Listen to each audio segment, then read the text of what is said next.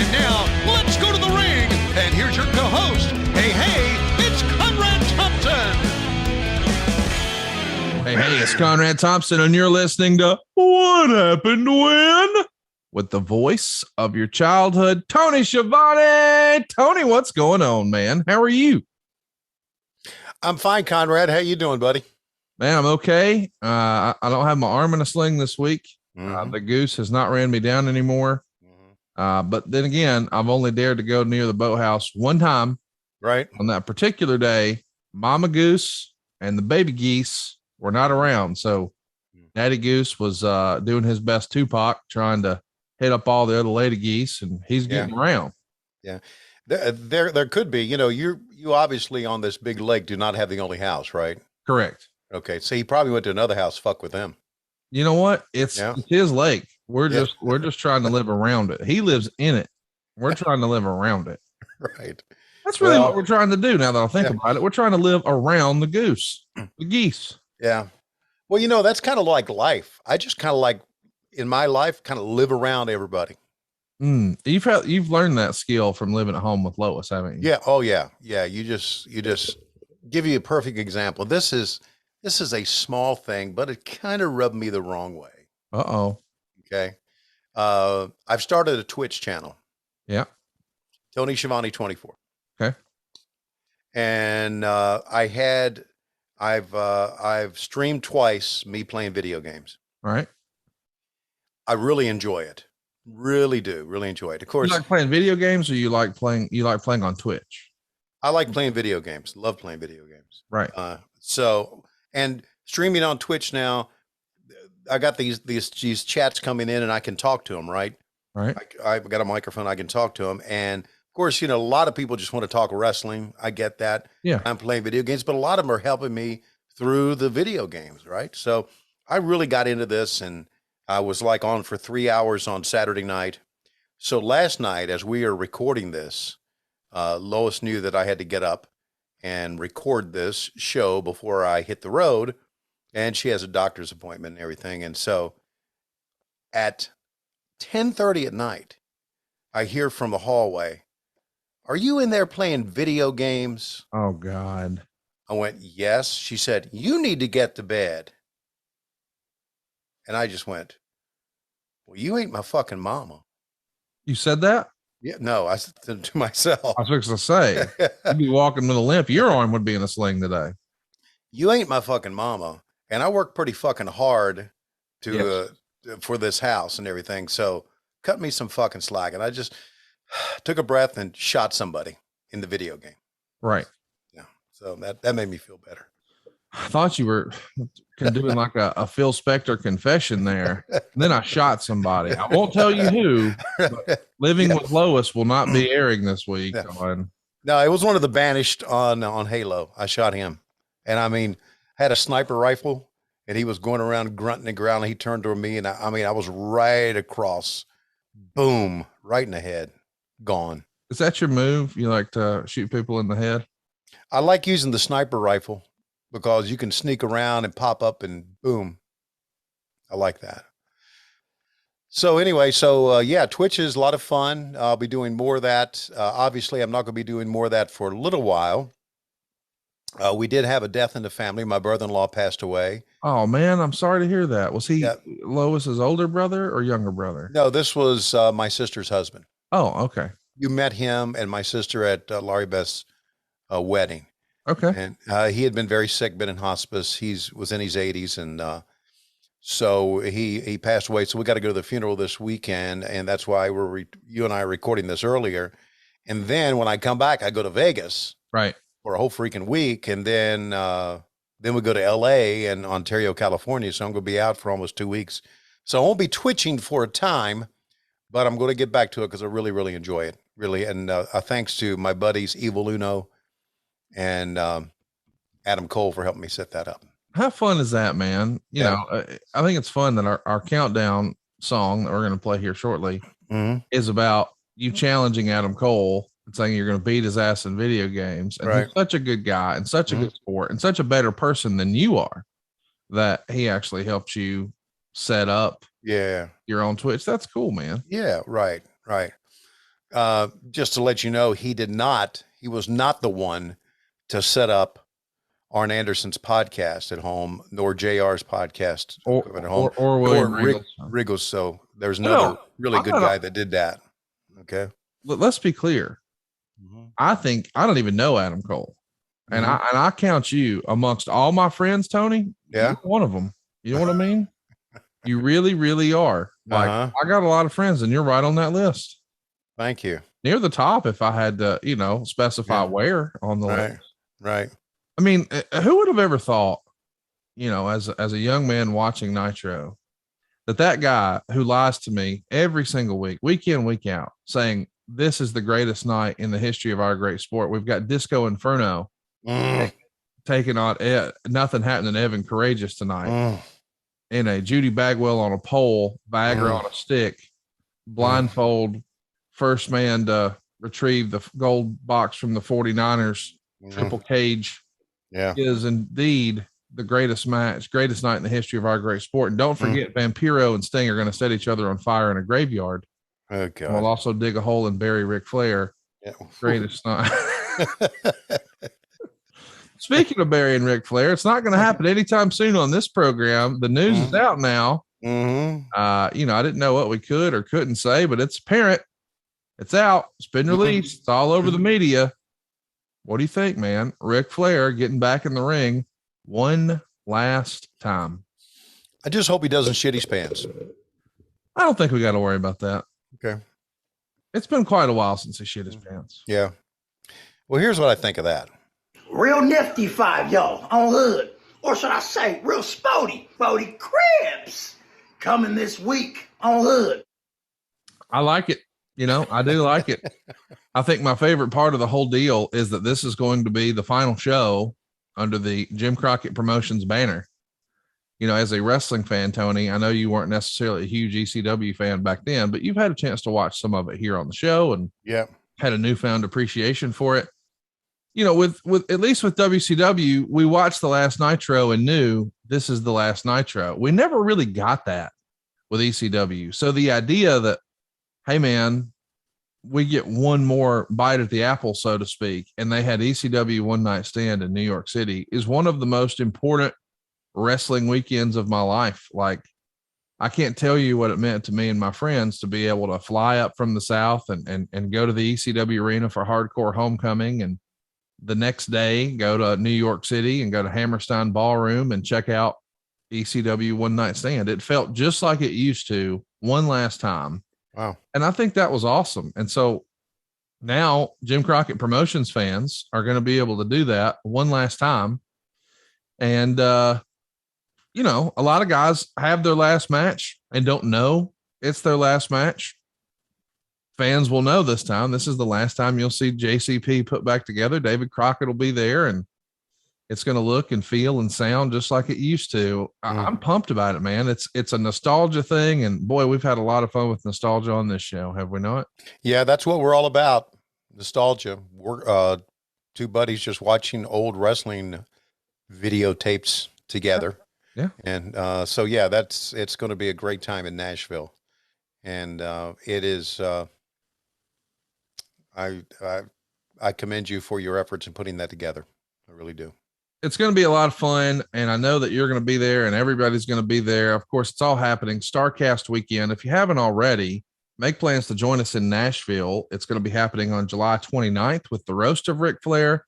The 30th and 31st, we're having a whole bunch of panel discussions. A lot of them you're going to want to check out because they're pretty special. I don't know exactly when this is going to drop and what we've already announced, so I can't spill all the beans, but everybody knows now we're closing the weekend in Nashville with one last match. It's called Jim Crockett Promotions Presents Ric Flair's Last Match.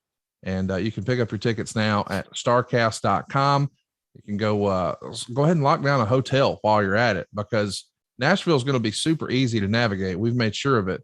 We're only 3.2 miles from the Titan Stadium where the Titans play, but we're 7 miles from the airport. And all of our hotels are at the airport.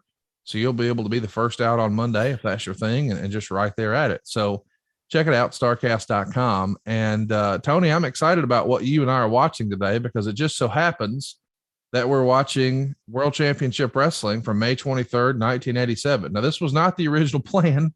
It just happened to work out. This is some divine intervention here that we just happened to be watching a JCP show. Yeah. But I'll tell you this before we get going, Tony, I'm excited about this because we're taping at the top of the morning.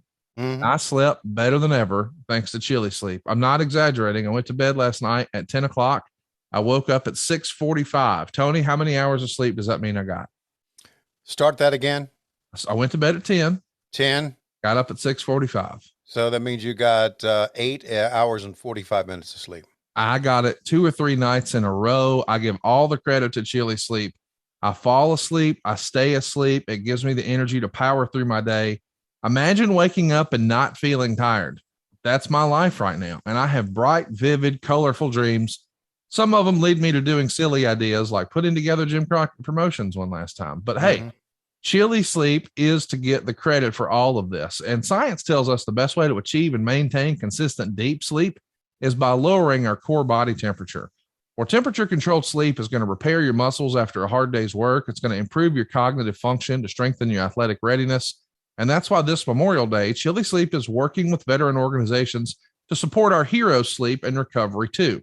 Let me explain. Chili Sleep makes customizable climate controlled sleep solutions that help you improve your entire well-being. Seriously, if you take a look at any of the memes or any of the stuff you see online, like, hey, here's a list of ways to improve your health. It always says basically the same stuff, right? Drink more water, yada, yada, yada. Well, the number one thing is always get more sleep, get better sleep. Well, these water-based temperature-controlled mattress toppers fit over your existing mattress to help provide you your ideal sleep temperature. It's like a smart thermostat for your bed. Now, their cooling technology leverages water's amazing thermal powers for deep, restorative sleep. They're designed to help you fall asleep, stay asleep, and give you the confidence and energy to power through your day. And recently, Chili Sleep partnered with the Independence Fund for Memorial Day to donate sleep systems and show gratitude to our veterans. Plus, U.S. military and veterans can get special savings at checkout through Memorial Day weekend.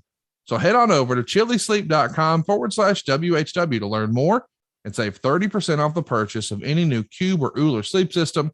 Now, this offer is available especially for What Happened to Win listeners and only for a limited time. That's Chili, CHILI, sleep.com/WHW to take advantage of our exclusive discount and wake up feeling refreshed every day. Well, what do you think, Tony? Can you beat me? 8 hours, 45 minutes. Can you beat that with your Chili Sleep? Yeah, I can. I can sleep for 10 hours. Really? Yeah. Oh yeah. No question. Wow. Especially after I've been on the road for a couple of days and on a Thursday night. Absolutely. I can. So I'll beat that any day of the week. But the good news is, and I think the fans can tell this by the way we talk, when we do these in the mornings, we're always bright, cheerful, ready to go. I love it, man. I'm traveling this weekend as we're recording this, and I'm on one of those teeny planes. So I'm going to have the smallest carry-on ever in order to get it in the overhead. And I don't check bags, as you know. I don't do that. So I'm not going to be able to take the Chili Sleep. And as a result, Thursday night, Friday night, Saturday night, I'll have no Chili Sleep. So I'm preparing for 3 nights of misery. And what I'm most excited about coming home to, yes, I love my wife, and yes, I love my dogs. But Lord, can I have that Chili Sleep? Can I just have that sleep? I'll feel better in the morning, and I'll love these dogs and wives even better. Wives, you know what? There's just one of you. Can you imagine as busy? That's often a fun conversation. Like every now and again, there will be guys in a group talking like guy talk, and I always shut it off. And I'm like, man, I don't have time for any shenanigans. Can you imagine, as crazy as full as my plate is, figuratively and literally, I ain't got no time for outside shenanigans. Meanwhile, you got 3 hours to fuck off and play grab ass on Twitch. You're a prime candidate to be stepping out, Tony.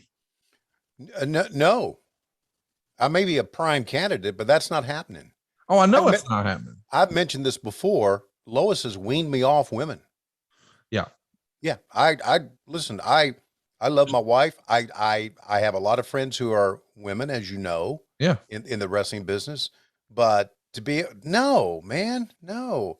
Well, the old thing is Lois says, if I go first, I know that you are going to really have a great time with, are you going to find somebody else to, no, I'm not. I'm going to, my dog, if Bug's alive, or the next dog, and get a shotgun and live in a cabin and do video games and fuck everybody else. I don't believe that for a minute. I mean, listen, I know Lois isn't listening, so we can be honest. If Lois unbelievably were to go before you, and Lord, I hope that doesn't happen. Right. But if that were to happen, this is going to be an Anna Nicole Smith type situation. You're going to be this old, crusty, wealthy fucker. Because I know you've got like a $38 million life policy on Lois, and you're just going to be rolling in the dough, and you're going to have some buxom 22-year-old who just tells you she just loves you and loves to play Red Dead Redemption with you and loves watching you talk smack to little Asian boys who've mastered the game, and she's going to play with your little slap dick, and that's going to happen. You're going to be following her around. It's going to be. You're confusing me with somebody else. No, I'm not. I'm not. You got the wrong person. You had the wrong person. Nope. No. I don't want to. How can somebody out there really? I mean, there have been, as you know, there have been reports of men who have had like 2 separate wives, right? Yes. How could they do that? That's what I'm saying. Ain't nobody got time for that or the patience. Are you kidding? Get out of here. It's hard enough to make one of you motherfuckers happy. Exactly. I do 2. I can't do that. No, man. I got time for, what's the reward? What do I get? Double the aggravation? Double the fussing? Yeah. It's I'm telling you this right now. It's no. Hey, by the way, before we go to the countdown, I do want to say we're going to have Steph Chesney do the countdown, but I did get in another countdown from one of our low-key big hogs, and I'm going to use that next week. I know he's been listening for his countdown. Devin, I know you're out there. I appreciate you. I'm going to get it in next week, not this week. So, hey, talking about getting it in, I want to circle back to something. I feel, what is that about?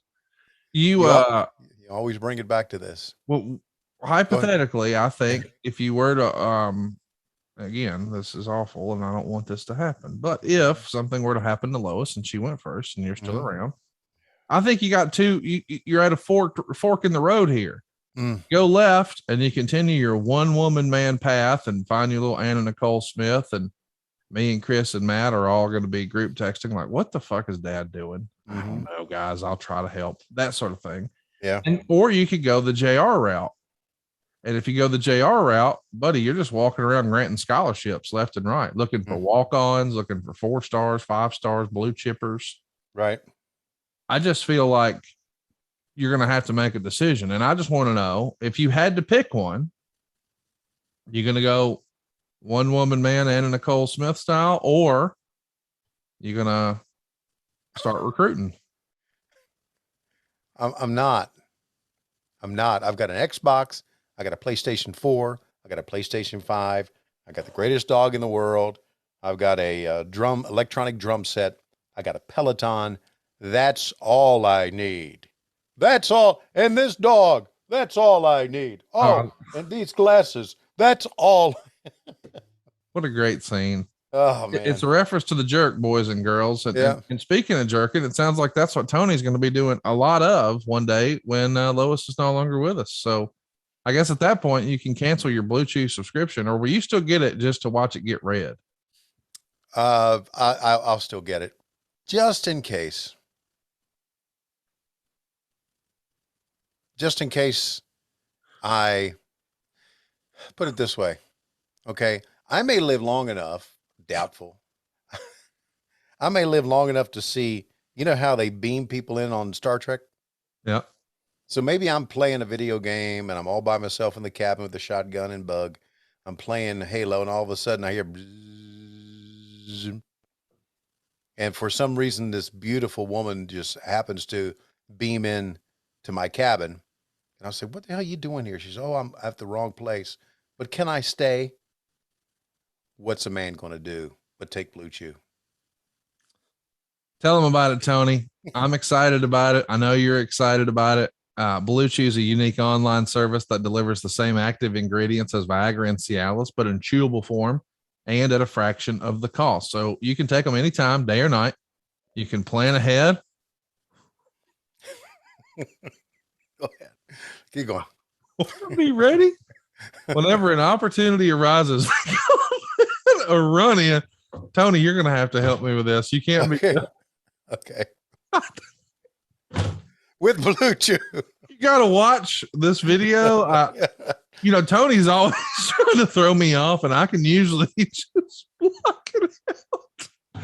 He's always trying to disrupt my commercials because he just thinks it's funny, but he did it more successfully today than has ever happened because I couldn't explain what I was seeing. And let me say this. I can't explain how easy this process is with Blue Chew. You sign up at bluechew.com.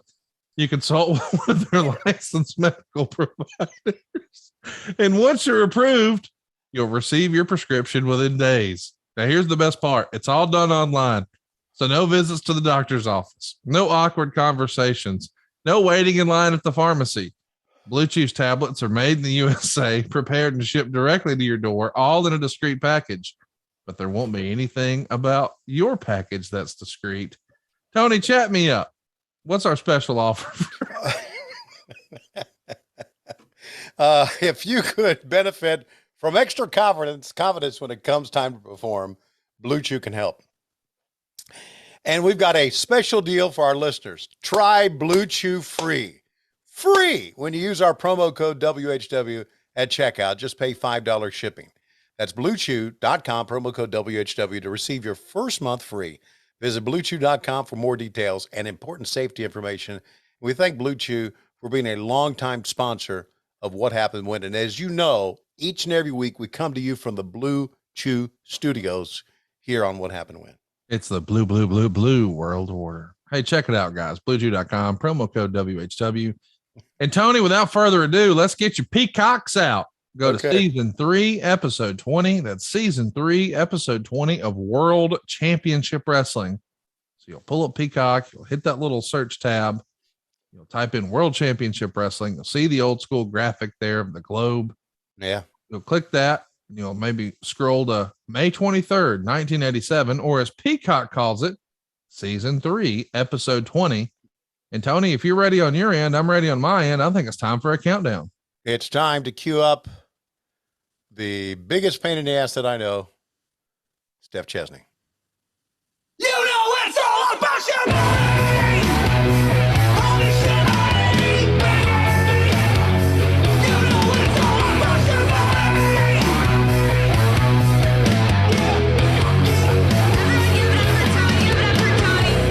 Let me tell you something, little skinny motherfucker. I will beat your ass, plus I will beat your ass in video games. I know that you're freaking lying.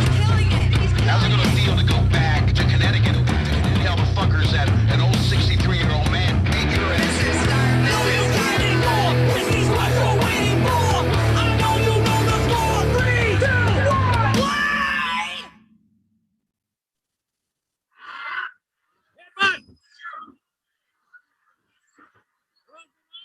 On the far side, Cornette. Cornette now winning the racket.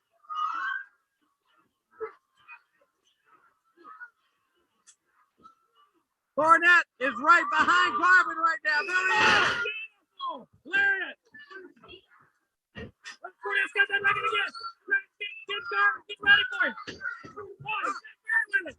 Oh, he missed. He missed. Right, Garvin's going after him. Garvin's going after. Give Cornette. He wants him. He's going to get him and tear him apart. Cornette in the sleeper. Taking him down. Down. Down with a chair. This match is going berserk right in front of our eyes. Rocket chairs. Referees on the floor. Throws him in. He's going to have to stand. No.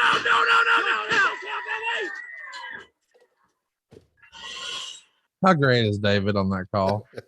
No. So lot of screaming going on there, wasn't it? So fun. I don't like this open though. No. World Championship Wrestling, bringing you great wrestling action sanctioned by the NWA, the National Wrestling. I prefer the old one, don't you? No question. Not even close. Ladies and gentlemen, you saw it. Whoa. The very best wrestling in the world. We saw some last week. Tony, we've got it now, too, because we have all the great wrestlers in the world right here. The Road Warriors are with us here today. Also with us, the Fabulous Freebirds. Michael Hayes, Terry Gordy, and Buddy Roberts are all here with us. Good to see them back here in Atlanta, Georgia, of course. And David, last week, James J. Dillon talked about going to his lawyer and talking about a match with Dusty Rhodes and, of course, $50,000 in that brown paper bag. We're going to go inside the lawyer's office with James J. Dillon, take a look at that hearing with Dusty Rhodes. But after that happened, there was an incident concerning Dusty Rhodes and now an injury that has taken place. That's right. And really, we have to show you people because talk about it really won't work. We need to show you the videotape of it. But before we do that, we have a man, Robert Gibson of the Rock and Roll Express. He'll be with us. Okay, Robert, good to see you. Hey, yo, Joe, that partner right now, he's not close like this. All that say, looking at him in the partners, by the time summer comes around, you're going to be in that game World Tag Team Champions. Let me tell you something, Paul Jones, Rick Rude, and Eddie Fernandez, baby, sign them belts up real good because sooner or later, Rock and Roll Express, sooner than later, we're all going to be the WWE World Tag Team Champions for the fourth time. Okay, Robert, and good luck to the Rock and Roll Express, of course, looking to get those World Tag Team titles back. Let's go to the ring for our first event. Oh, listen to this. They're playing it. How about that? Yeah. We probably should listen to it, shouldn't Come on. Okay. I got three things to say right here. Right. Dun, dun, dun, dun, dun, dun, dun, dun, dun, dun, dun, dun, dun. Take a look at that robe. Wow.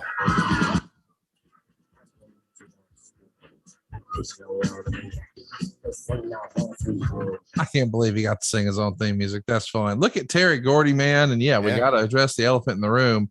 Confederate flag sequin outfits, a vest, a jacket, a robe. And of course, I think back then those boys would say, oh, that just meant we were heels. That meant we were rebels. It was a Georgia, Texas thing, blah, blah, blah. Sure. It was back then. Yeah. As a society, though, boy, we've gotten a lot better. And we recognize, that symbolizes hate to a lot of folks. And now, man, you'd never see that in public. No, just leave that alone, man. I get it. A couple of things. First of all, I did not understand anything Robert Gibson said right there, with the exception of Paul Jones. I got every bit of it, but I'll tell you this: you could tell he was nervous because he was talking low and he was talking fast, and it's like he didn't project. If that makes sense. Not only, and second of all, how about my mullet? Holy Look at fucking Michael Hayes strut around. Yeah. By the way, my dad used to do this in the kitchen all the time when I was a kid. Okay, so anyway, and then the final thing is, this is really odd. What, the Freebirds being here? No, Michael Hayes was in my dreams last night.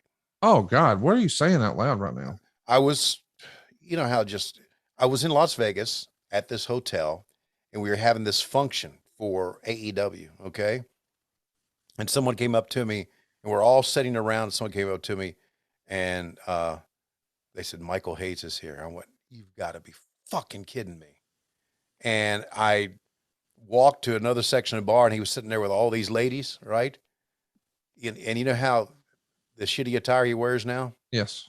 He was in that blue shitty attire that he wears, that baby blue. Head to toe. Yeah. He said, "Hey, what's up with you?" I said, "What the fuck you doing here?" He said, "I can't go to a bar here in Vegas. Is it all AEW? You guys own everything?" I said, "Fuck you." And that was about it. And so now here he is. Even in your dreams, you motherfuck Michael Hayes. That's right. How about that little maneuver? A top rope power slam. Mm-hmm. An old peanut head counts it. Yeah, man. Maybe I gotta find out what Teddy Long's doing. Yeah, you should. I think Teddy Long could be a referee. I bet he could. How about this, man? I love this. I never saw this before. Watch this now. Terry Gordy. Bam, bam. And you're going to see why. The boys are back in town. The Fabulous Freebirds. They're going to have to be talking. There we go. Terry, Michael, buddy, good to see you guys back. Hey, good to be here, guys. First of all, I'd just like to say this. I'd like to thank NWA, Jim Crockett, Channel 17, and Ted Turner for giving us a chance here in the NWA. Now, you know, it's like this. A lot of the promoters around the country, they blackballed the Freebirds. And the reason why is because we done wrapped too many cheers around people's heads. Now, you know, it's like this. I ain't gonna stand out here and say that we're the greatest wrestlers in the world. And I ain't gonna stand out here and say that we're the worst. But I am gonna say that we can swing a cheer better than anybody in professional wrestling today. Hey, you know what? We've been all around the country and all around the world, and a lot of people don't like us, but there's an awful lot of people that do like us, and we're back home here in Atlanta, and we're going to show everybody here in Atlanta just who the Freebirds still are. You know something, baby? The boys are back in town. The boys are back in town, and we ain't in town to mess around. Now, you know, I hear through the grapevine that the horsemen are saying, Freebirds, this ain't MTV. Well, let me tell you something, baby. We know it ain't MTV. It's Channel 17, and this is Atlanta, Georgia. And Atlanta, Georgia is our home. You understand what I'm talking about? So Ric Flair, Lex Luger, Tully Blanchard, get everything you got together. Because when you come walking down the aisle in the Omni on the 7th of June, you're going to have to try to walk down Bad Street. And like Bam Bam said, many of them have tried, but nobody has made it to the end of the block. And it ain't going to be no different. Fort Myers tonight. That's right. We hit Freebirds Fantasia going to Fort Myers tonight. But in the Omni, bring it on down and we'll find out, baby. We're back. The Fabulous Freebirds back with us right here on the Superstation. And we'll be right back, dog. I love the match. I love the promo. But what I love most is David goes, and you'll be in Fort Myers tonight, right? That's right. Such a promoter. I love him so much. What a classic little promo there. All right, Tony, we tell the people at the top of the program about J.J. Dillon, the lawyer's office, Dusty Rhodes, Magnum TA. Let's go to the tape right now and show them exactly what we're talking about. Okay, let's go. Letter expected to be here at the appointed time, and then we're sitting here, the four horsemen, with the busy things that we have to do, waiting on him. Now, there's no excuse for this. That's typical, though. That's typical. That's the same thing he always does. It's a psych out thing. You know, like, is he going to show? Is he not going to show? You know, Men in our Crockett. position. Men in our position. Mr. Crockett looks pretty confident across the room over there. Who's the guy at the end of the table? I don't know, but Dusty just came from the grocery store. Oh, you know what's in that bag. That Rolex watch of yours keeps good time. I hope we haven't inconvenienced you this afternoon. How you doing, Jimmy? Hey, Dusty. We'll make this real short and sweet because I'm sure we all have a very busy schedule. Dusty Rhodes has issued a challenge on national television where he wants to put up $50,000 and face Mr. Blanchard for the world television title. But we've made it clear from day one that as long as Mr. Blanchard remains the champion, we'll dictate the terms. And we have never felt and do not feel now that we need to face you on television under any circumstances. But the question here, the $50,000 does intrigue us. Number one, we don't know for a fact that there is $50,000 in the paper sack that you brought on television. Now, I understand that Mr. Crockett has been besieged with calls from promoters all over the country, and I know the phones have been ringing from wrestling fans all over the country wanting to see this match. So I assume that you would like to see this match take place. But again, we dictate the terms. So, Mr. Crockett, if you want to make this match, it's going to cost you upfront money, apart from any purse or any other consideration, just to make the match and to have Mr. Blanchard appear and defend the title. It's going to cost you upfront money, $50,000. Mr. Dillon, it's highly irregular to get an appearance money in your normal compensation for wrestling. Well, that's just how it's going to be. Jimmy, I got $50,000 here. Let's stop talking about it. The money's here. My money's here. I want the match. Do whatever needs to be done. I want the match. Let's stop talking about it. Should have been in Halliburton. Would my check be sufficient? Please.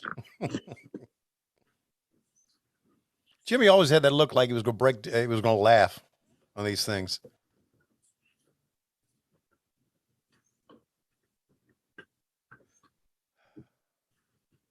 It looks like Tully's brother. My understanding is it's a winner-take-all situation. We're expected to put up to $50,000. So this represents our part of the total purse. That's our $50,000, and I assume that check is good. And we're going to waive our normal procedure where we would dictate the date and the location, and we're going to let you do that. I mean, that's the least we can do. Well, now that you have endorsed the check, sort of given up that right to pick much of anything. I have contracts here for your man, Tully Blanchard, to defend the world television title against Dusty Rhodes on June the 6th in Greensboro, North Carolina.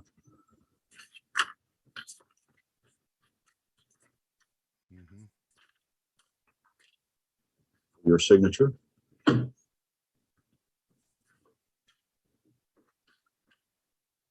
Doesn't say one fall 25 minutes here. It says one fall 60 minutes. That is correct. And I already have your check for $50,000. Orange saying, think the beer's going to be cold. I need cold beer. If I didn't know the timeline, I see Magnum's arm in a sling, and I think, did he fuck with a goose too?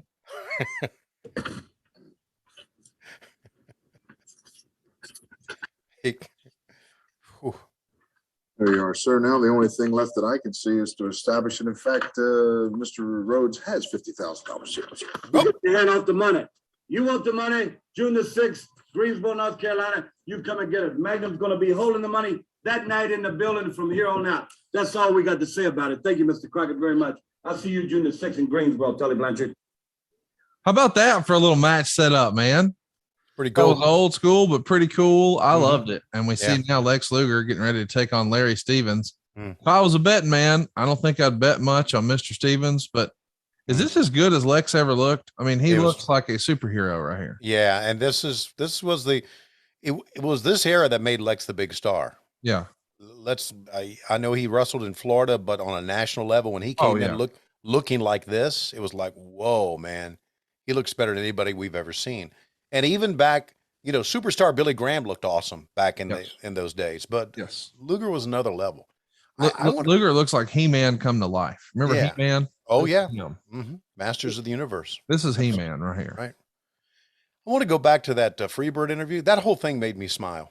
It was so good, man. I love Terry Gordy getting fired up and Buddy Roberts' voice just cracks me up. And Terry Gordy shook my hand and he said, "We may not be the best wrestlers in the world, but we're the best at swinging a chair." Chair. The way he said it, real Southern. It really made me way too soon, man. Can you imagine how much fun he'd be having in wrestling right now? Oh man, you're right. Way too soon. He was so good.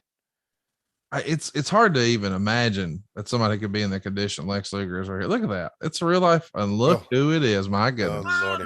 The man, Nature Boy, Ric Flair. I don't say so myself. Styling and profiling, like the little lady said last night. Just before she closed her eyes and took that last deep breath, she said, "Nature Boy, you are the man, the myth, the legend, all rolled up in one." So you see, when the world champion's out here telling you like gospel, you put it in the bank, because what the Nature Boy and the Four Horsemen have to say to the listening public, it's the best thing going today. Now the Road Warriors, awesome, tremendous, great, but the Horsemen in the course of the next week are going to retire the Road Warriors. And then did I happen to hear the Fruit Birds out here? Huh? Are the Fruitbirds back in town? Michael Hayes and his guitar, and Bam Bam and Buddy Roberts, they're back in Atlanta. The boys, that's right. The boys are back in town. And what they're going to find out firsthand in the avenue is that the horsemen are what's happening now. In other words, Michael Hayes, after all the smoke clears, woo, and we're at the end of Bad Street, and you're laying on your back, Michael, what you're going to do is you're going to say, woo, what's caused and all of that. And it goes like this. The horsemen make it happen. Now, gorgeous Jimmy Garvin, the man walking around with my woman. Uh-oh. I'm going to tell you one time, Precious, you got the coat. You got the notoriety now because I put you on the map. I want it all back.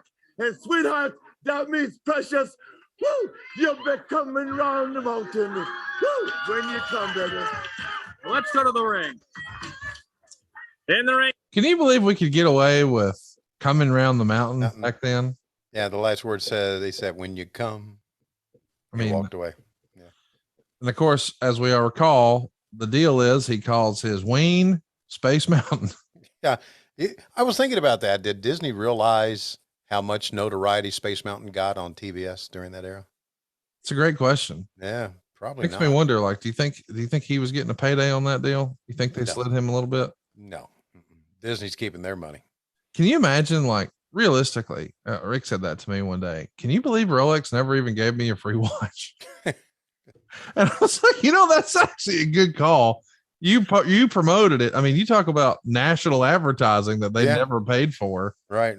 I mean, even on that segment we just saw, JJ Dillon calls out Dusty Rhodes and he goes, I assume that Rolex watch he wears keeps good time. Yeah. Well, here's the upshot of that. We're thinking that the Rolex people just was watching TV and all of a sudden, boom, they're going to make a phone call. You have to go out and chase that money down. That's exactly right. Yeah. Yeah. And which we didn't do. Hell, we didn't even chase merchandise money down back in the day. What do you think about Manny Fernandez's little baby strand of blonde hair in the very back? Oh, it was always one of his characteristics. The staples of Manny Fernandez. Wonder if Paul's going to be on the desk here. See if he does. See how many times he hits the desk. That's his move. And see how many times Manny says "Daddy."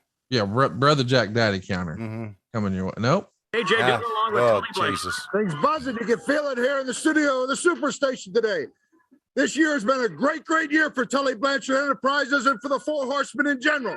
Dark Journey has grown in magnitude that we now rival Exxon and General Motors. And when I said a couple of weeks ago that I was going to get Mr. Blanchard a personal private secretary, it wasn't just a whim that passed by. It was a necessity because of the growth of the company. And with anything that the Horsemen do or Tully Blanchard Enterprises, it's only the best. And when I just hinted we were looking for a secretary, 1,500 resumes came in within 5 days. And one of those resumes just jumped out and grabbed me. I looked at it and said, types 100 words a minute. So quick she could take dictation from an auctioneer. She was National Secretary of the Year. I had to outbid one of the biggest corporations in the world. But Mr. Blanchard, I want to introduce to the world Dark Journey, your personal private secretary. And now that every aspect of your personal and your business life is taken care of, you can concentrate on the big winner take all in Greensboro. You know, JJ, this is something else. Spin around there, Dark. She's live, baby. But now, Dusty Rhodes, everything's taken care of. I got somebody to carry my money to the ring in Greensboro on June the 6th. Yours is going to have one arm in a sling and be limping along. Nobody cares about car wrecks anymore. Magnum, you want to get back out to the field of battle? Whoa. You come on, because I've dealt with you many, many times. Whoa. So you hold the $50,000 of the common people's money, okay? Because I've got the livest woman on earth today, Dark Journey, holding my cashier's check. And Dusty Rhodes, when you leaped across that table in my lawyer's office, be there June 6th. Do you think I'm scared of you? Do you think I don't want to come to the ring? Oh, Dusty Rhodes, do you think Greensboro intimidates me? That's why I took you down. That's why I put you down the ladder of success. So, Dusty Rhodes, you come, you be there if you're able, because Tony Schiavone, I know you got something that all the people are going to look at. We want to take a look at this tape because there was an injury. We understand we're going to hear from Dusty next week, but there was an injury at this man's hands. Let's take a look at the tape. I'm walking out. The fans as we return to the action in the ring. So we're seeing a clip here, but man, the introduction of Dark Journey. Wow. I understand that Tully was trying to call her by her name. Spin around there, Dark. I'm thinking, oh my God, what are you doing right now? Now, and then he goes right into her name, but yeah, then he goes right into the car wreck. Don't nobody care about cars. Oh God. Wow. And we're talking about less than a year, right? Yeah, happened in October, right? October of 86. Yeah, and this is May of 87. Yeah. Wow. It's one of those things where too soon, dude. Yeah, too no soon. kidding. But on the flip side of that, Dark Journey was gorgeous, wasn't she? She was so beautiful. Absolutely. And a great lady. I met her maybe 4 years ago. I think it was 4 years ago. Maybe it was 3 years ago. A handful of years ago in Charlotte. Yeah. I'm hanging out in the bar of the NWA Legends Convention. Or I guess by then, was that the last one? I don't remember. Anyway, the idea is though, we're hanging out in the hotel bar there in Charlotte on University Drive, and in she walks, and he says, "Oh my God, Conrad Thompson, let me introduce you to Dark Journey." And I'm like, "Oh wow!" Like you don't know who you're going to see at these things, right? Right. Like, yeah. Holy cow, man, we're in here eating chicken fingers. Yeah. Here's Dark Journey. How about that? Wow, that's tremendous. Okay, this is where Dusty gets injured. This is the So to be clear, it's Nikita and Dusty taking on Ric Flair and Lex Luger. Tommy Young is our referee. Yeah. JJ Dillon's circling around the outside, and the fans are at a fever pitch looking for this hot tag to Dusty. Yeah. Let's see you get back and tag first. Bob Caudle and Johnny Weaver. Here comes the green. Tremendous action, the world champion behind Dusty Rhodes.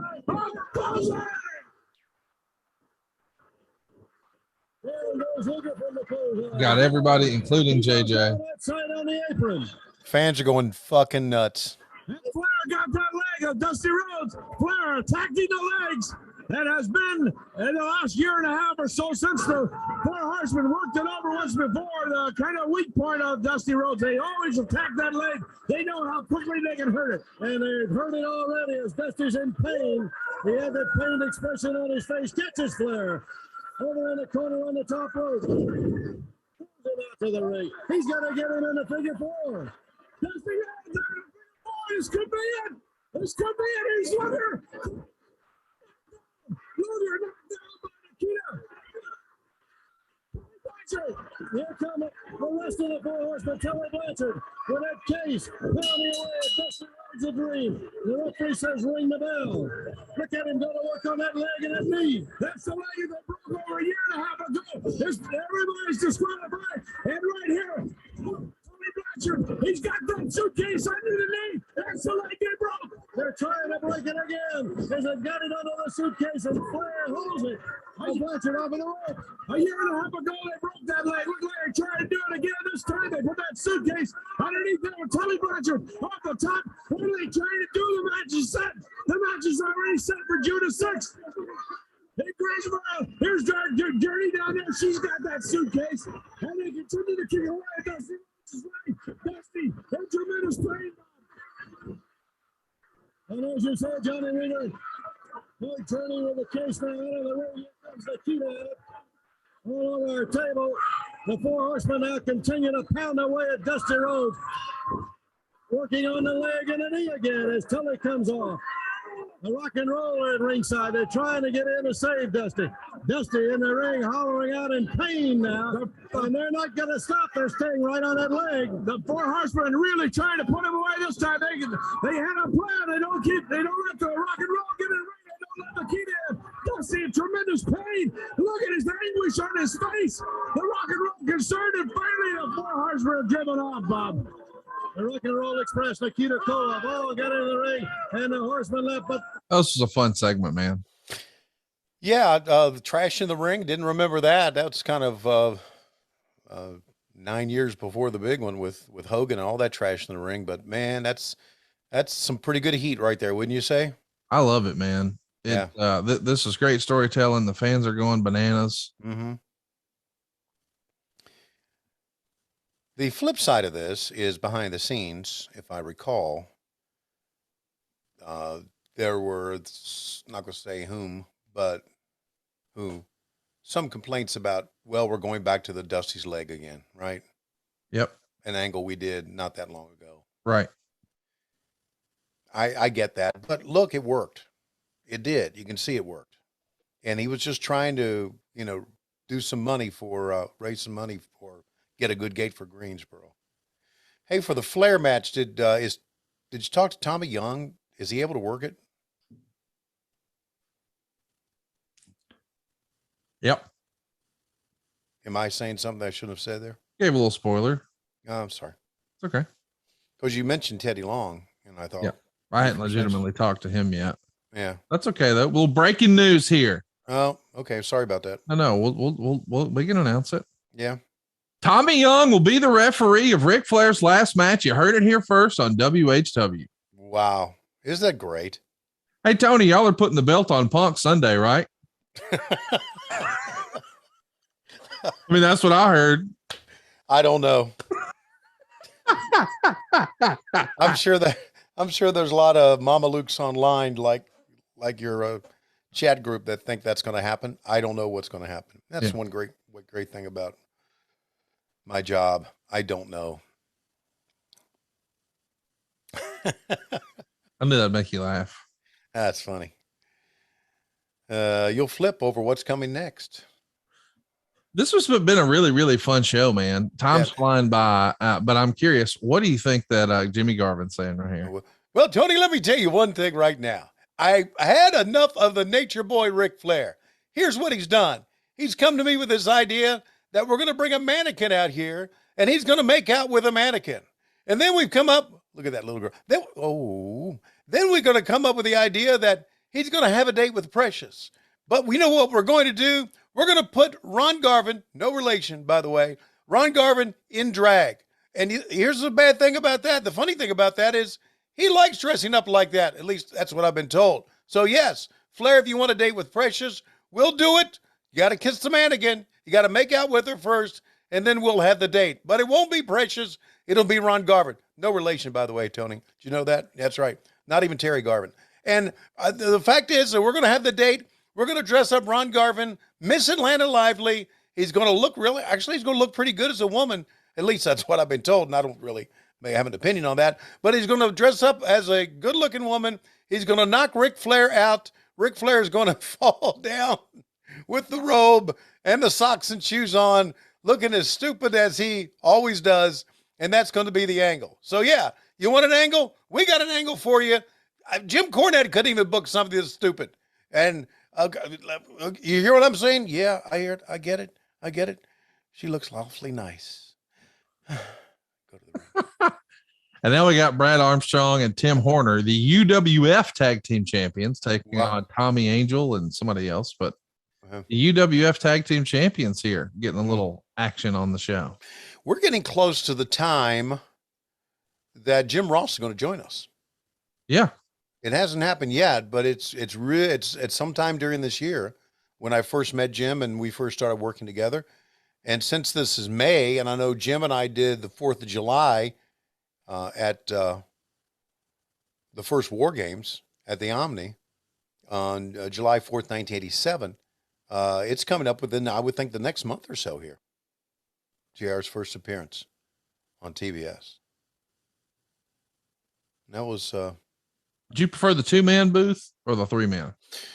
Well, I've always preferred the 2-man booth, and that's kind of what it morphed into. It morphed into me and Jim doing the commentary and David doing the interviews. Yeah. I've always thought the 2-man booth works best. I think Excalibur and Taz are a great team. I really do. But, you know, that's the thing that these days is doing a 3-man booth. Yep. And I'm not opposed to it. I think Excalibur, JR, and I have worked into a pretty nice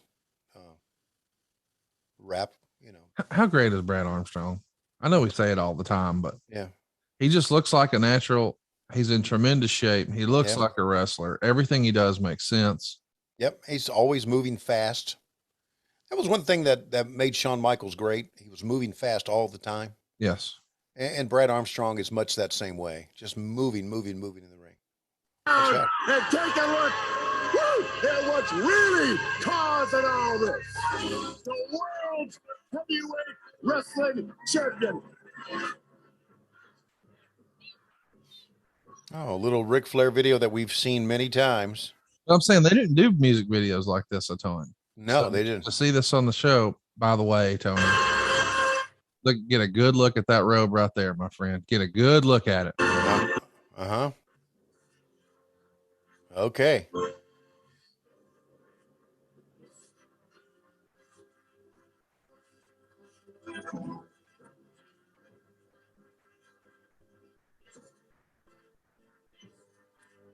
Whether you like us or don't like it, sit down and look at it because it's the best going today.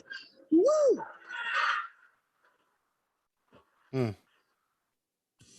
Dude, what a fun little random video package that was. It did feel like it was just sort of shoehorned in. Yeah. But hey, you're flexing a little production muscle here in May of '87 with that one. Yeah. How about that? Oh my God. Listen to this voice and weep. And now, ladies and gentlemen, the manager of the U.S. Tag Team Champions, Mr. Jim Cornette.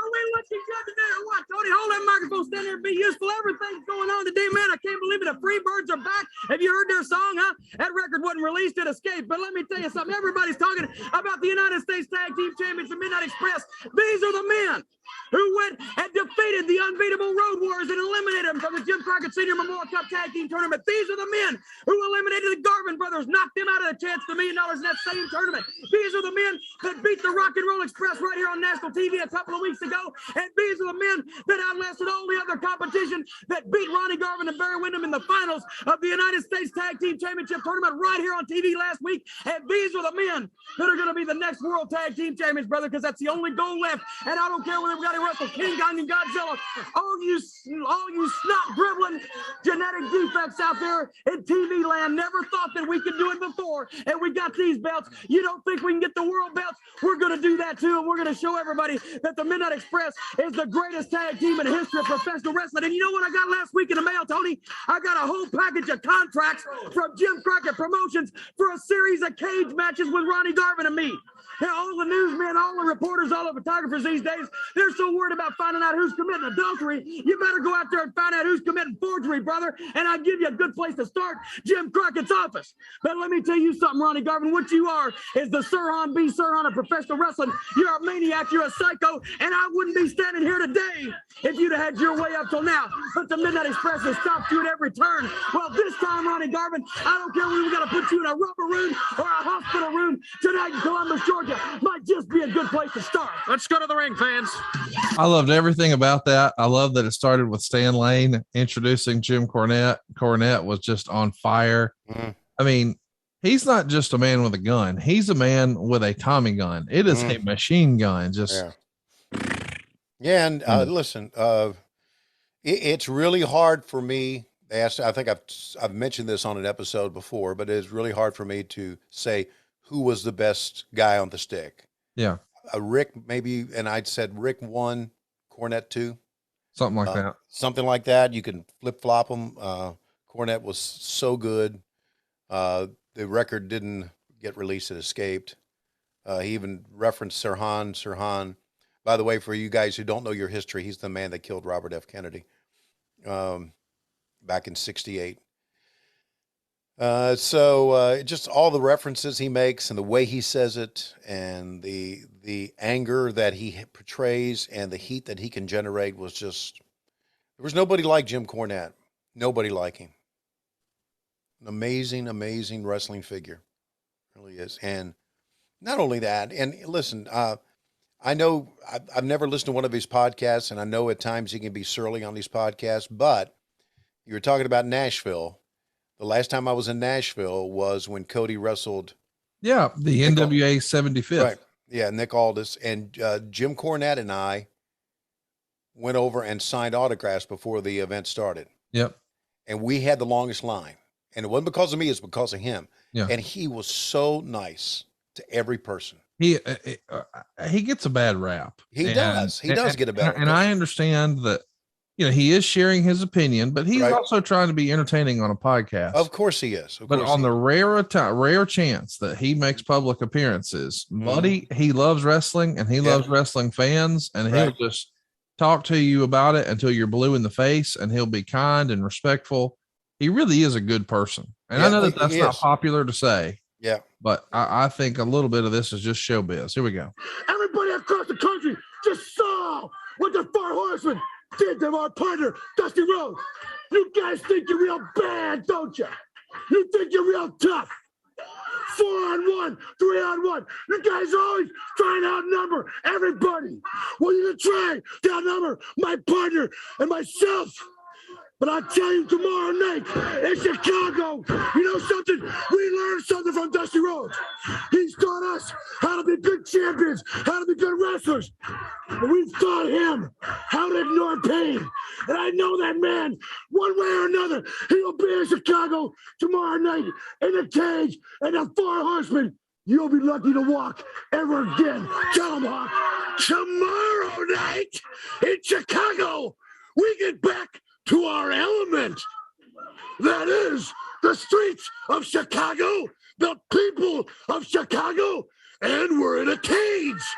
Well, we've been in a cage all our lives. We're fighting to get out of the cage. Well, tomorrow night in Chicago, we're not going to be fighting to get out of the cage. Luger will be, Flair will be, and Blanchard will be. They'll be fighting for their lives to get out of that cage. You missed with our partner, Dusty Rhodes. Wow, boy, bad move, real bad move. Now, you have to pay the price. And that's against the Legion of Doom and Dusty Rhodes. Good for us, bad for you.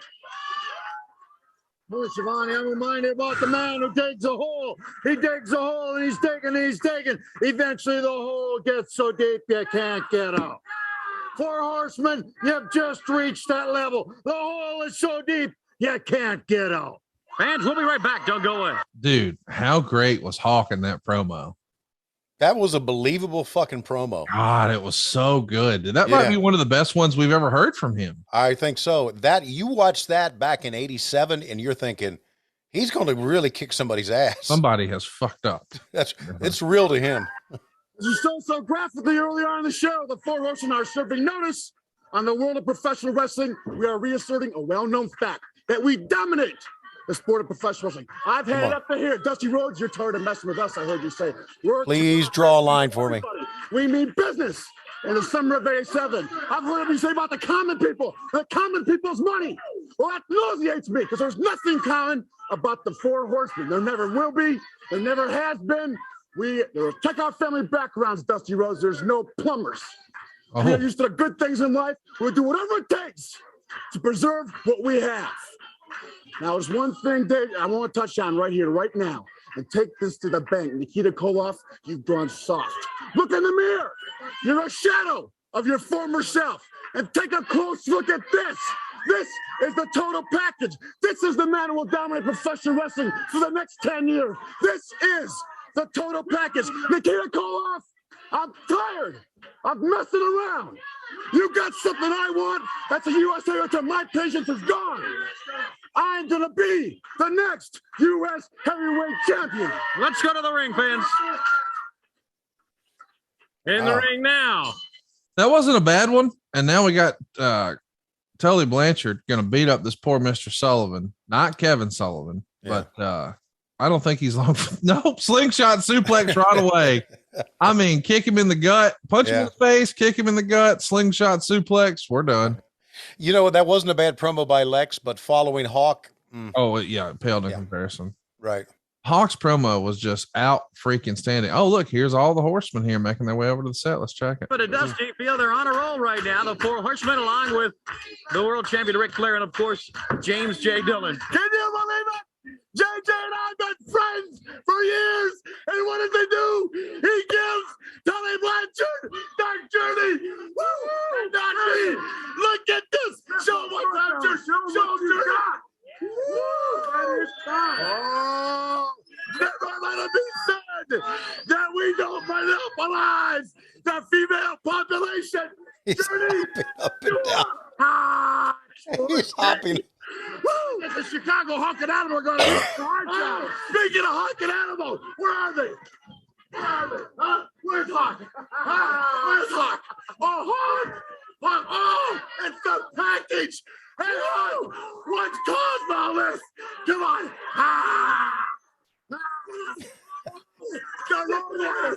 The road warriors are real bad apples when we're not out here. But we come out here. Do it again. Show, come on, next. Oh!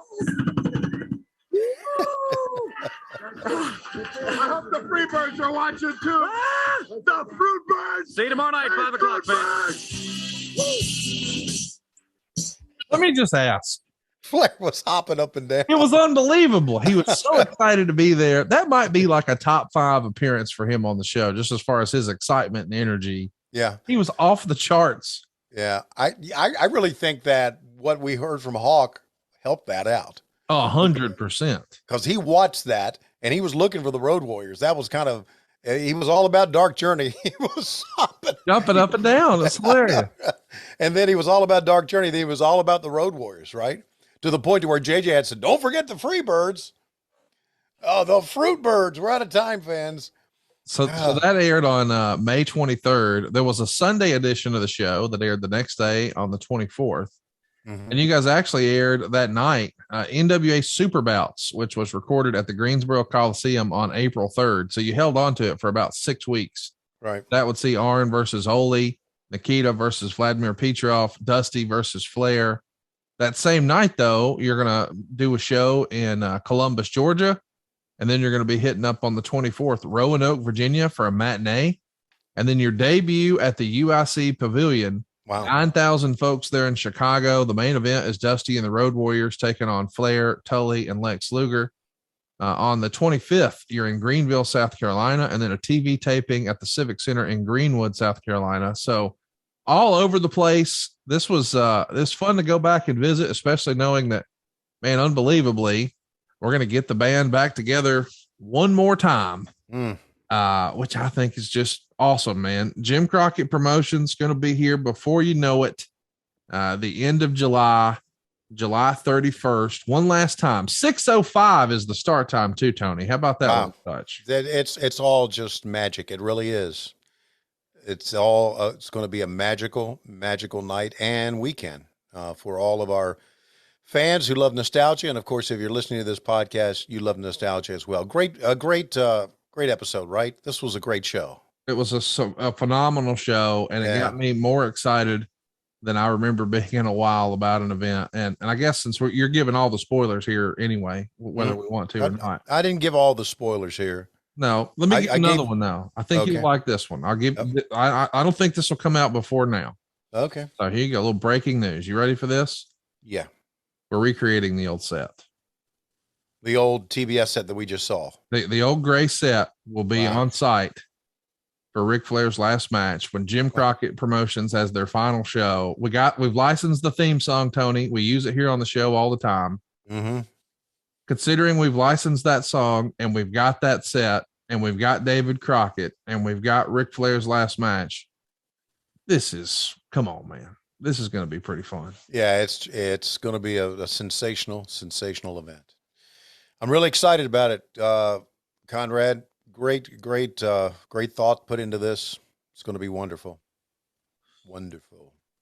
I can't wait, man. Go pick up your bracelets right now. make plans to join us for an entire weekend of great fun at starcast.com. And of course, Ric Flair's lastmatch.com will have info on that special event. But Tony, I'm excited just about what we just watched because it was such a fun show. Mm-hmm. And I can't wait to talk about what we're doing next week because we really do have a fun schedule as we look ahead. We're going to be talking about Great American Bash 1996 last week, or next week rather. Mm-hmm. And what we're going to be talking about there specifically is this is the first time that Kevin Nash and Scott Hall have been a part of the promotion. So it's not yet called the NWO, but this is the last pay-per-view before Hogan turns heel. Right. So it's still very much a company in transition. In 2 weeks, we'll check back in on WCW and we'll take a look at Great American Bash 1997. By that point, the NWO is off and running. Right. And man, it just feels like a tale of two companies. What a difference a year makes. Right. And speaking of a year, we'll check back in on JCP here. In mid-June, we'll watch the June 13th, 1987 episode. And as a reminder, that's sort of the payoff from where Tully and Dusty just set the match up. So we saw how it came to be, and now we'll see the fallout. We'll check in with Clash of the Champions 19. We'll make sure to watch Beach Blast 1992. And in July, man, this is going to be fun. We're going to watch the Great American Bash from Atlanta from 1987.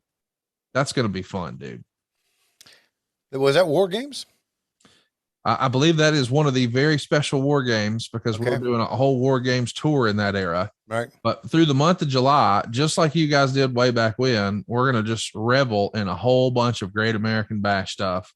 They had a bunch of different tour stops, and July is just going to be a lot of fun. But today was fun, man. And unfortunately, eventually our fun ends. And that's when we need to be thinking about life insurance. And that's not something anybody really wants to be thinking about. But let me just tell you, it is important. And if you don't have it, you need it. You know, you have car insurance, and what are you protecting there? Your car, yourself against new bills. Well, what's going to happen to your family and their bills without your income? See, that's what life insurance is about. Peace of mind of protecting your family. That's why Tony and I recommend GoliathLife.com. Now, sure, you could turn off this podcast and go get 20 different quotes from 20 different carriers, but do you know how long that's going to take? You know how much of a hassle that's going to be? Why not go to Goliath Life and go ahead and get 20 different carriers to quote you right now? You'll pick your terms, you'll pick your payments. And once you decide, hey, you know what? That's the one I want to spend. That's affordable. That meets my needs. That'll pay off the mortgage or whatever your plan may be. That's the one I want. You can do the application online. You don't have to do any crazy phone calls. And in fact, if they need a medical thing, and a lot of times they don't, but if they need a medical thing, they'll come to your house. They'll come to your office. I know because they did this for me, but I've got the peace of mind for my family. You need it for yours. Hurry to GoliathLife.com. Just get a quote. It costs nothing to get a quote. Why wouldn't you just take a look at it? I think you'll be better for it. Life insurance is important, isn't it, Tony? Life insurance is everything. It protects your family. It protects your loved ones. I've never gone without it. And thanks to GoliathLife.com, I got the best rate I could ever find. Check it out, GoliathLife.com. And Tony, next week, I can't wait, man. Talking all things WCW in 1996. As much fun as it was to visit 1987, I wasn't even watching wrestling in 87. I've just enjoyed that as an adult now. But 1996, man, I was wringing my hands. I couldn't wait to get more because it was a fun time to be a wrestling fan. And we're going to relive it right here on the show. But for right now, it feels like it's about that time. It is about that time. And thanks to sound effects, we have a great match for you. We have Dave Silva coming to the ring. Here's his music. Apparently there's no music, but as you can tell, the crowd is really amped up for Dave. All right. Dave Silva in the ring. He comes in weighing 585 pounds, ladies and gentlemen. And now his opponent. Oh, shit. Yeah, Silva better. Yeah, I got it. Silva. Wait a minute.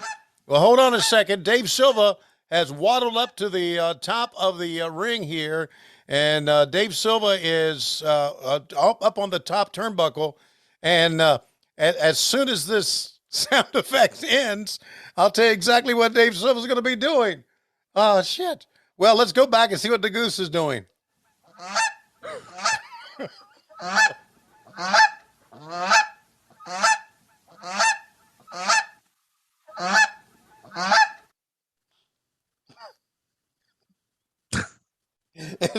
fucking goose done.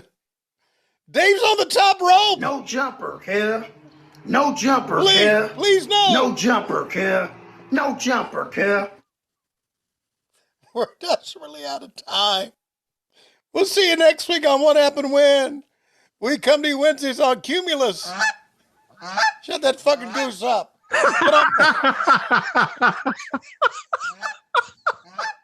But on Mondays, we come to you on Patreon, patreon.com/WHW Monday. And of course, adfreeshows.com.